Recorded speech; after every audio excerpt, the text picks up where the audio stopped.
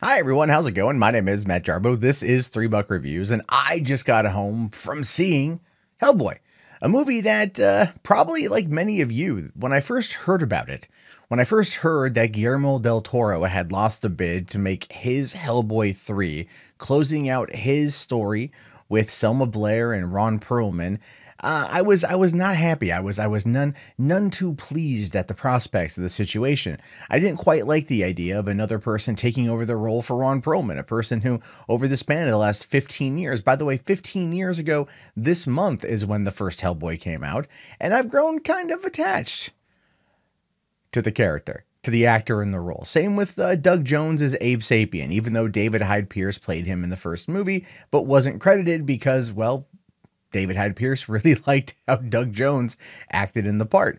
And Hellboy, Guillermo del Toro's Hellboy, is a movie unto itself, and the sequel is the same. And so going into this one with David Harbour taking over the role, Neil Marshall directing it, the controversy over the casting of Daimio, or Daimino, whatever, Daimino, or Daimio, that's it, there we go. If I could actually speak tonight, and there's a lot going in, and never mind the fact that the Rotten Tomatoes score for this right now is like 9%, and it's getting just lambasted by critics. This movie is terrible. Movie is god awful. I don't really know what the hell it is they're smoking. I actually had a great time watching this movie. That's the whole thing. I had a great time watching it. Were there some lull parts? Yeah, there were some parts that maybe weren't as good as others. There maybe were some parts that ultimately needed to maybe hit the cutting room floor, or in some aspects, some parts that ultimately really needed to be expanded upon. And a lot of it had to do with the utter world building. There's a lot of world building in this movie. And that the problem with that is, though, is there might be too much world building. It almost expects you to have a fundamental understanding of the BPRD or the BRPD comics, the Hellboy comics, and everything else. That's one of the reasons why I did hear, I think, Mike Mignola say that this movie was more for the fans of the comics than anything else. And that is actually very true. What I would say, and what I did say on Twitter immediately after finishing watching the movie, was if you go into this movie expecting Guillermo del Toro, which completely understandable as to why you would either be expecting Guillermo del Toro or loyal to Guillermo del Toro, you're going to find yourself maybe not having that good of a time. And in the first little bit of it, I was like, but then as the movie progressed and I got to know more about David Harbour's character and how they were trying to portray him and the relationships that he had, and ultimately this whole movie boils down to simply relationships, I found myself just having a lot of fun and really enjoying how they were expanding upon what Guillermo did. And not even just that too. There's elements that they were expanding upon that felt very similar to Guillermo del Toro's show Troll Hunters, so which is kind of funny in that particular regard. I don't know how much the two overlap each other in regards to themes, or in some aspects, characters, or like certain ideas. But ultimately, I kind of felt there was a little bit of love to Guillermo there. And I think ultimately, that's how the film plays out. So if you want to know whether or not I think you should go see it, the answer to that is yes. Yes, I do. Don't go see it in IMAX, even though it was shot for IMAX or formatted for IMAX. And there's a couple scenes that were meant to be seen like in IMAX 3D, or, they were played up for effect in that regard, and they're kind of crappy on the CG front. So I wouldn't really waste your money there. But if you go see a standard show of it, I think you're going to be happy. I think you're going to be happy, but you got to remember to stick through the end credits, because there are two post-credit scenes and both are cool. Both are really cool. First one greater than the second one. But I can see why they put it in that particular order. So now we're going to go into spoiler territory, just so you guys know. Go see it if you want to go see it. I think you'll be happy.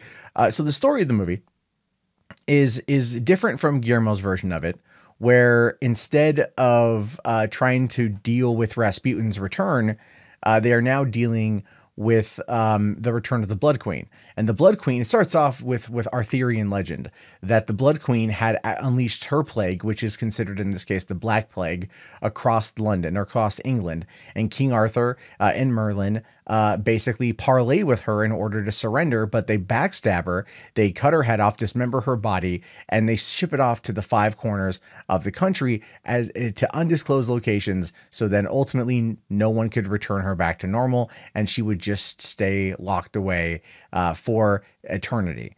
Except, well, quite frankly, that doesn't really happen because Hellboy has pissed off a number of people, and you can tell that Baba Yaga is very much the reason why he's in a world of shit. She's actually going to kind of be like the ringleader for people going after him down the road. I think if this movie gets a sequel, I don't know if it will, but if it gets a sequel, Baba Yaga is definitely going to be the craziest shit here. But the movie starts off with Hellboy going to Tijuana to track down a friend, a BRPD agent who had gone missing a few weeks prior. And when he finds him, he's a luchador. And they had this whole luchador. They do a Mexican wrestling scene. And as his clothes are getting torn off, you start seeing that he's a vampire, but he's full blown, like half human, half bat, which is like pretty crazy because you weren't really expecting that. And that's the thing that this movie does pretty well in those moments, is it does subvert expectations in a good way. Cause you're like, oh, wow, these monsters are legitimately trying to live amongst us. And that's actually a really big part of the film itself. And from there, he ends up going to England in order to team up with the Osiris Club to take down a couple giants. The Osiris Club betrays him because they're trying to prevent the apocalypse, and the prophecy surrounding him is that he will be the bringer of the apocalypse, to which case the giants show up, kill the Osiris Club, but then he kills the three giants, and in a really, really, really long and brutally violent sequence.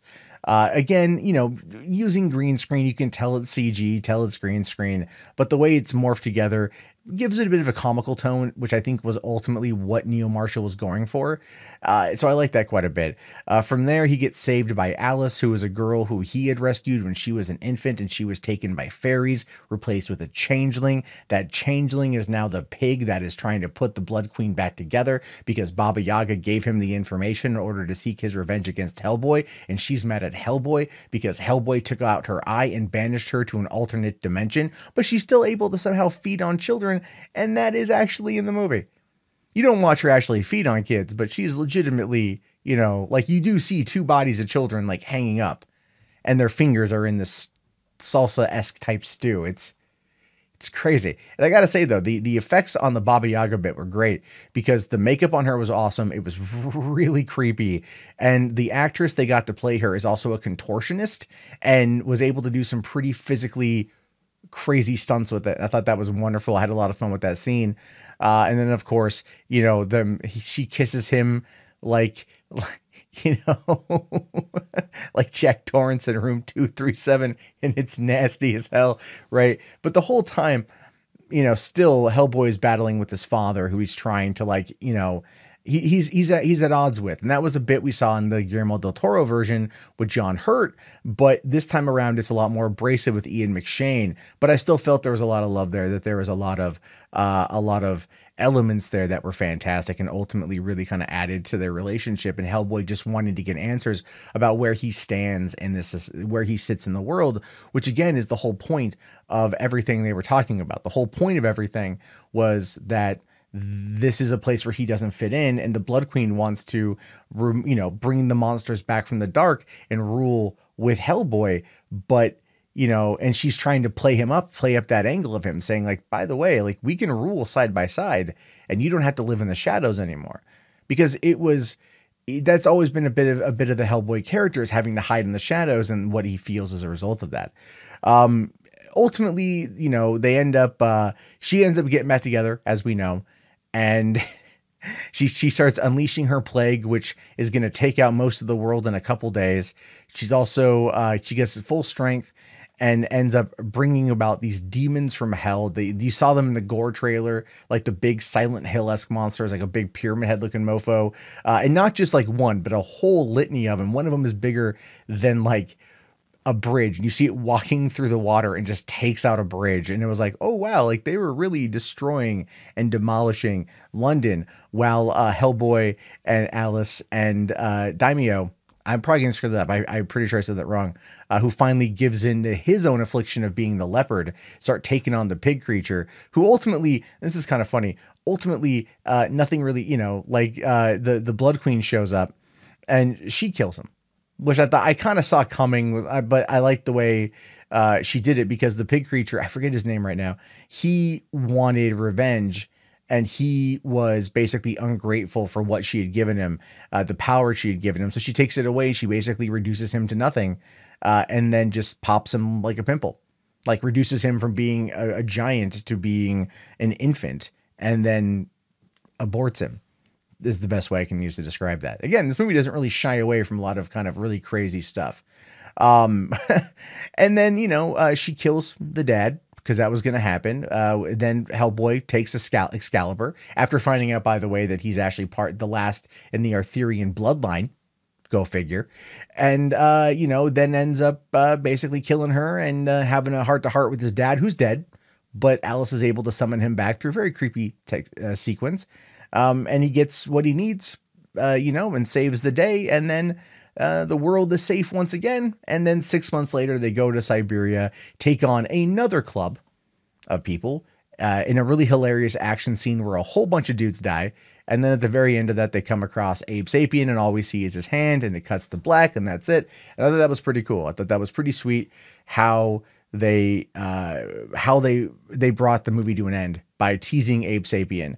But then also at the very end of the end credit sequence, teasing with Rasputin coming back, kind of leading into what the first movie would have been. So, or what the original movie was 15 years ago.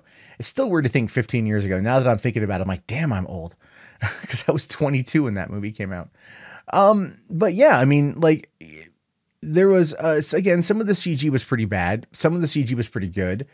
David Harbour was really funny. You could tell a lot of the jokes were done in ADR, so they were really kind of spitballing a lot of different takes, because a lot of the one-liners were kind of from like a wide shot, so you couldn't see anyone talking, so it's just him like in the ADR booth, spitting some jokes and maybe punch it up a little bit, which was fine because the jokes work.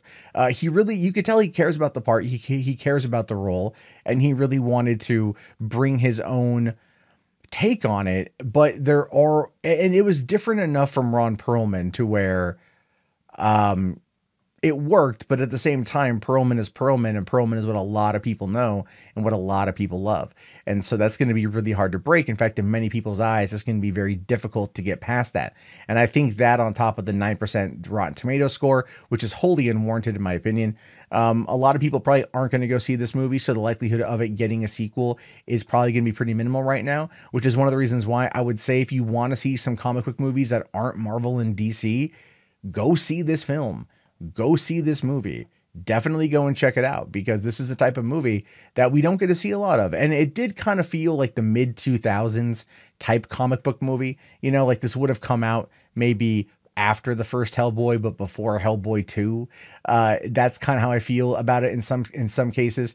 But at the end of the day, I'm actually anxious to watch this one again, to see maybe what little things I missed in the background, to just enjoy the characters. Because you know what, as much as I enjoyed the Guillermo version, I enjoyed this one too. I like the characters, and I'd love to see them come back in another adventure. I'd love to see them come back again, and I'd like to see this actually get continued on. But I think with the problems surrounding the producers, of which there were like 16 on this movie, and how they basically turned the shoot into like a living nightmare, according to some of the reports that are coming out, it may not happen, which is unfortunate, because this is the type of movie that I think a lot of fans are going to see and they're going to enjoy. I went into it with low expectations. Those expectations were met, and then some. And I really want to go back into this world. I do. I like the expanded part of it. As much as I love what Guillermo did with like the troll market in Hellboy and the Golden Army, we get that, but we get more in regards to like different aspects of the lore contained within. The fact that magic exists and it's not treated as a weird thing within, the people that are here. The fact the movie was gory as shit. Like when the one seer in the Osiris Club gets killed, like you see your neck, and it wasn't like it was broken. It's crushed.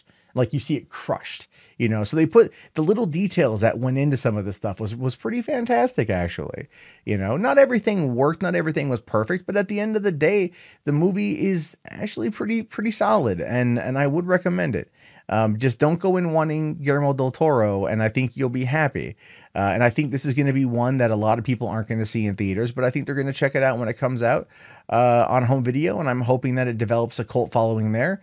But in this particular day and age, when people aren't really buying as many home movies anymore and they are doing more with streaming, this could find a home on Netflix. And I'd like to see Netflix pick up the mantle and continue this going forward. I know Netflix probably won't do that, considering that they bought Millar World and they want to build those properties out and they want to own everything outright. But maybe Hulu. Maybe Amazon can pick this thing up. I think it could have a home in streaming where it would be maybe a moderate budget. I don't know the budget of this movie, but like a moderate budget, and it could be built up into an actual franchise that could just be a lot of fun. Look, it's wishful thinking on my part, but if I can hold out hope for an Alita sequel, I can hold out hope for a Hellboy sequel.